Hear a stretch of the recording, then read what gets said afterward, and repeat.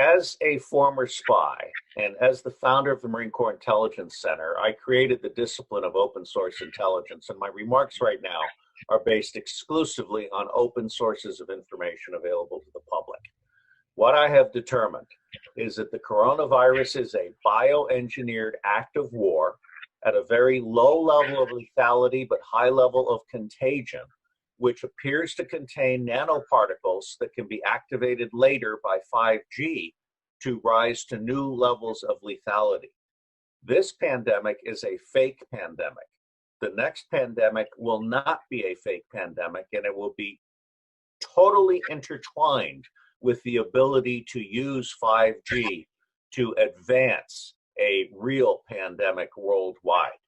In my view, a counterintelligence investigation should be done because I do not believe that the actors, with the possible exception of the state of Israel, are state actors. This appears to be non-state actors, including, by collusion and collaboration, Bill Gates, the World Health Organization, which is led today by a war criminal without a medical degree, and the Center for Disease Control, which is led by people who are in the pockets of Big Pharma.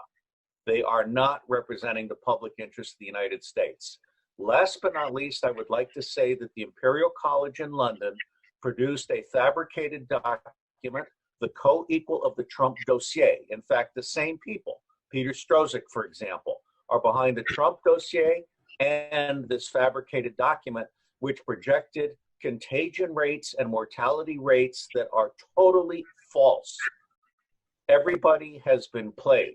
Now, to end on a positive note, I believe that President Trump understands all of these fabrications and has used this fake pandemic, which he was forced to deal with, in order to advance measures to improve preparedness for a future real pandemic, which is almost inevitable unless we do the counterintelligence study and we directly confront the very specific individuals that I know can be identified in order to prevent a future real pandemic.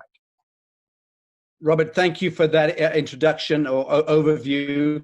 Can I ask you, if we're going to be mooting key players in any kind of orchestration, is it fair to suggest that the Pirbright Institute ought to come under the lens at this time? And also, is there anything that you can tell this panel of inquiry about the Q InTech institution?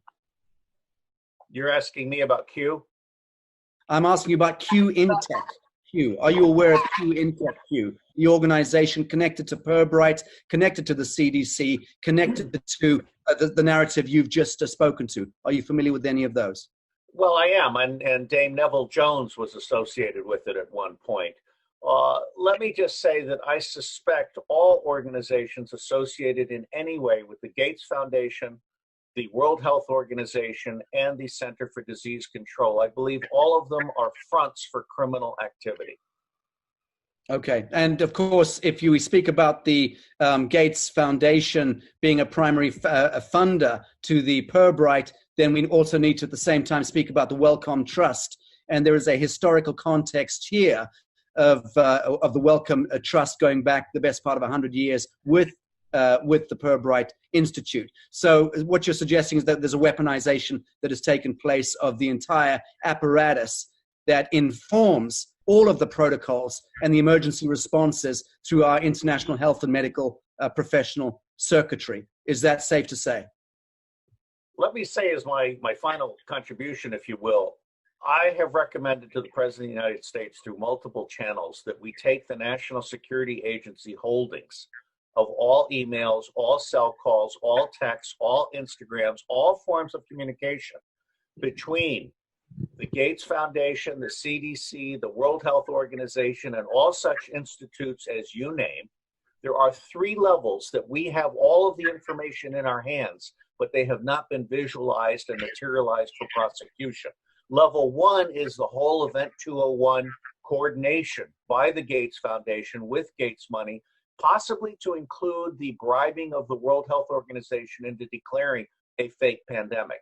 Level 2 is all of the insider trading done by the City of London, Wall Street and other stock exchanges around the world months in advance, including Jeff Bezos selling off a considerable portion of his fortune.